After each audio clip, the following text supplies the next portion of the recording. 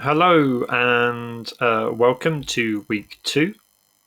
Uh, the aim of this video is just to give you an overview of what we're covering in week two of the ISP, which is all about research skills. So everything you need for the week is on QM Plus.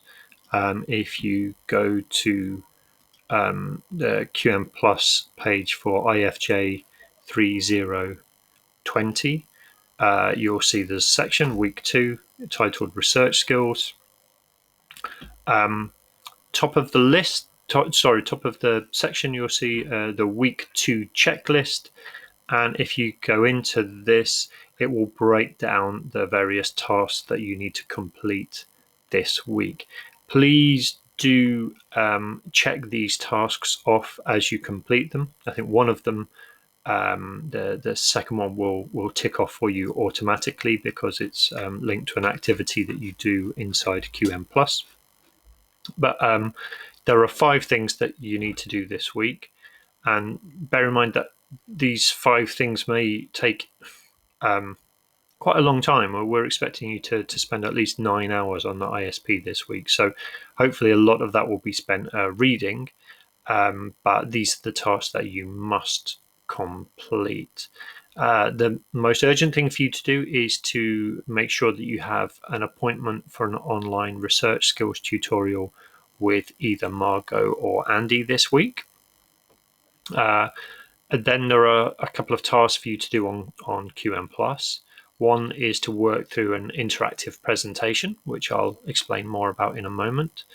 To watch some videos and to take part in a forum. Those are all things I'll discuss in a bit more detail shortly. You also need to set up your QM Plus Hub page for your ISP. So that's your project management portfolio. And it really helps us to help you if that is up to date. In your tutorial this week, you'll be asked to put a couple of things onto that page. And the last thing on the list is that we'd like you to find 3 texts on your possible ISP topics and share them on your QM Plus Hub page. You can put them in a folder on QM Plus Hub, or you can just provide links to your texts.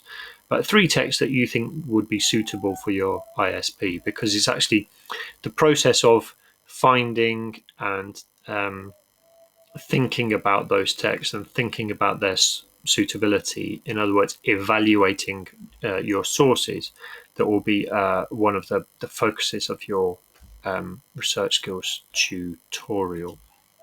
Okay, so the task that you're going to complete on QM Plus will actually help you with that whole process.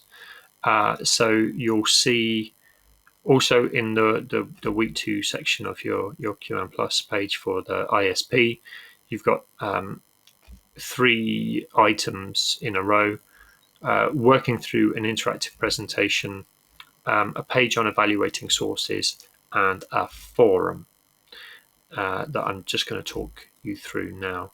So the presentation, when you click on it, it's going to look like one of my PowerPoint slides, and in many ways it is.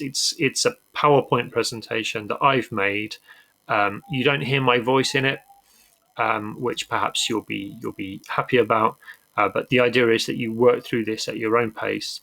It's got some interactive tasks to help you to understand more about research skills and how we use various resources that are available to us. So, for example, there's a section on how we use Google and how we use Google Scholar. Now, a good thing for you guys is that you've grown up with searches being a very online searches being an everyday task. Now, I didn't really start using the internet until 1997, 1998, by which point I had already graduated. So the research skills that I had to learn at university involved using a library database when I didn't have any experience, everyday experience of searching for information in a database. Um, every time in your life you've used Google, you've gained experience of searching in a database. So actually, there are things that you already know and do very well in terms of searching for information.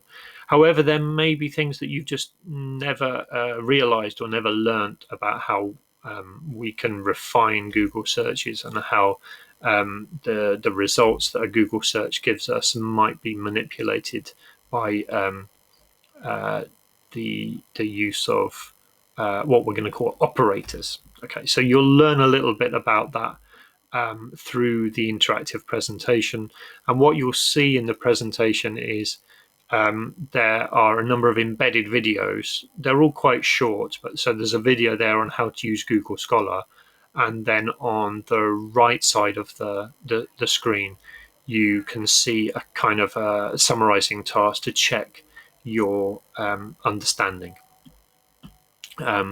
So we've got a couple of tasks like that, and then at the end of the presentation you will be able to see the results, your results of all the quiz elements of the presentation. So there are a total of 8 questions to get right, and obviously the aim is that if you understand everything correctly from the presentation, that you'll get a final score of 8 out of 8. You can go back and try the questions again if there was anything you didn't understand. You can choose to show the solutions just to find out the correct answers if there was anything that you got wrong.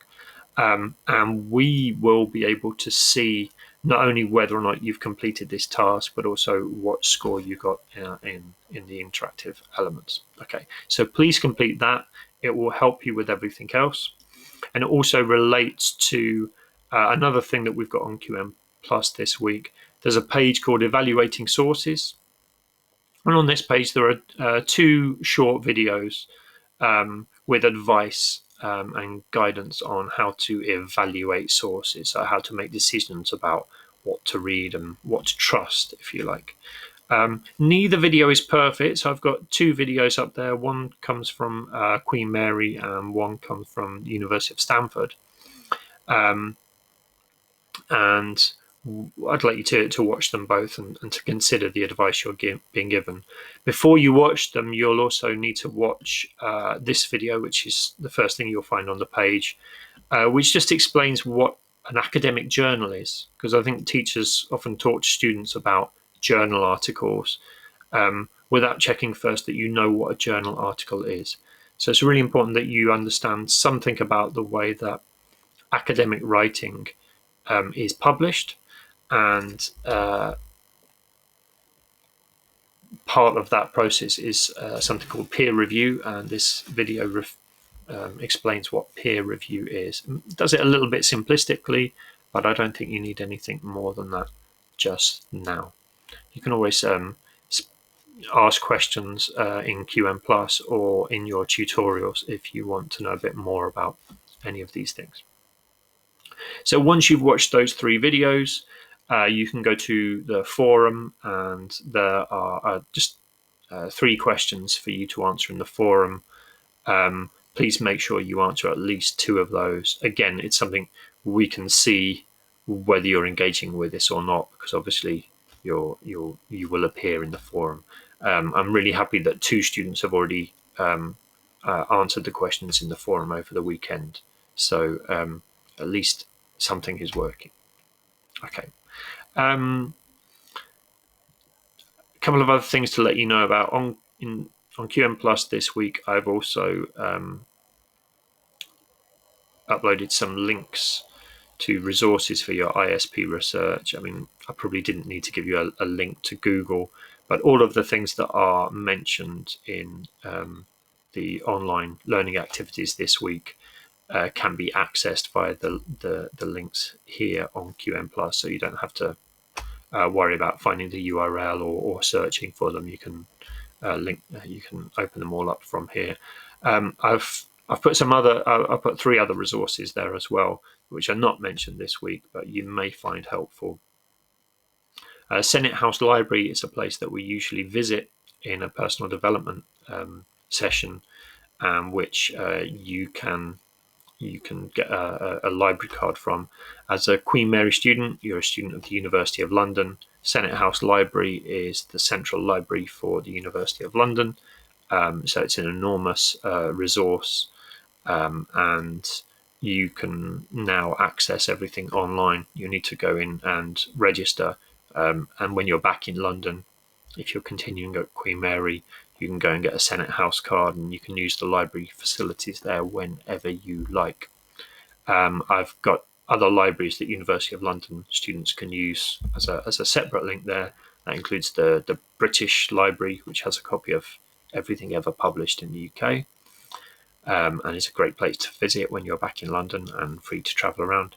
And there's also the Open Library, which has digitized versions of text. I mean, it's not exhaustive, but there's lots of stuff in there. I know Jack has already told history students about this, because a number of important sources for the history module are available for free in the Open Library there.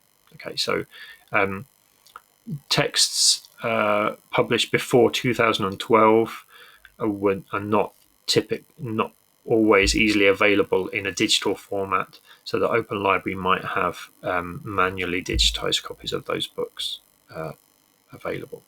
Okay. 2 other resources that I've linked to on QM Plus this week. These are ideas for you if you're struggling to find a topic, or to find a suitably academic angle on a topic, or to find some academic sources on a topic.